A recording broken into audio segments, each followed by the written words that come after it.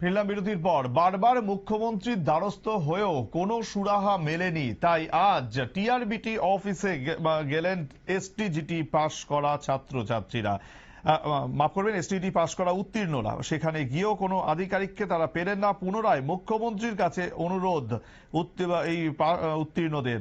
আপনাদের জানিয়ে রাখবো যে ক্লাস 9-10-এর যে শিক্ষক নিয়োগ করা হয়, সেই নিয়োগ করার জন্য টিআরবিটি টিচার্স রিক্রুটমেন্ট বোর্ড ত্রিপুরার তরফ থেকে এই পরীক্ষার ব্যবস্থা করা হয়। সেই এসটিজি পরীক্ষা পাশ করার পরেও কেন তাদের রিক্রুটমেন্ট করা হচ্ছে না, তার জন্যই কিন্তু এবার মুখ্যমন্ত্রীর দ্বারস্থ আরো একবার উত্তীর্ণরা।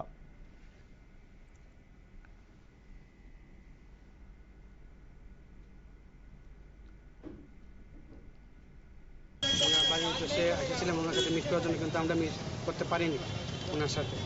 আজকে আমরা হয়ে গেছে আজকে 10-12 দিন, তো আমরা আবার এখানে এসেছিলাম জানার জন্য যে আমাদের বিষয় প্রতিনিধিত্ব হয়েছে, কিন্তু দুর্ভাগ্যবশত আমরা এখানে এসে কোনো আধিকারিককে আমরা পাইনি।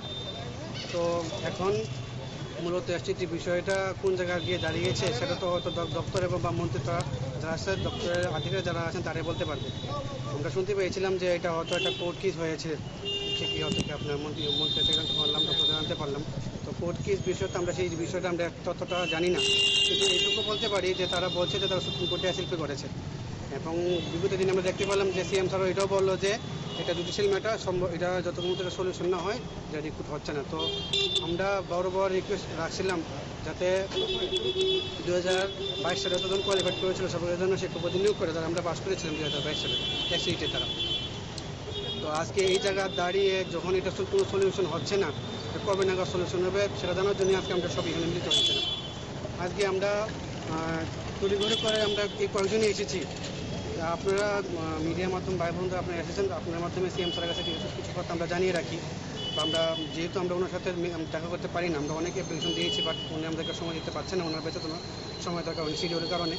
তো আজকে আমরা মূলত এই জায়গা থেকে আমাদের আপনাদেরকে আপনাদের দ্বারা সিএম স্যারকে এতটুকু রিকোয়েস্ট করতে চাই যে আজকেও দিনের সময় পর থেকে এসটিটি উত্তীর্ণদের আজকে আরো একবার আবেদন মুখ্যমন্ত্রীর কাছে। তারা মুখ্যমন্ত্রীর কাছে এর আগেও দ্বারস্থ হয়েছিলেন, কিন্তু কোনো সুরাহা না পেয়ে তারা টিআরবিটি দপ্তরে পৌঁছে গেছিলেন, কিন্তু সেখানেও কোনো আধিকারিকের সঙ্গে দেখা না পাওয়ায় তারা ফের একবার মুখ্যমন্ত্রীর হস্তক্ষেপের দাবি জানালেন এবং দ্রুত নিয়োগের আবেদন রেখেছেন মুখ্যমন্ত্রীর কাছে।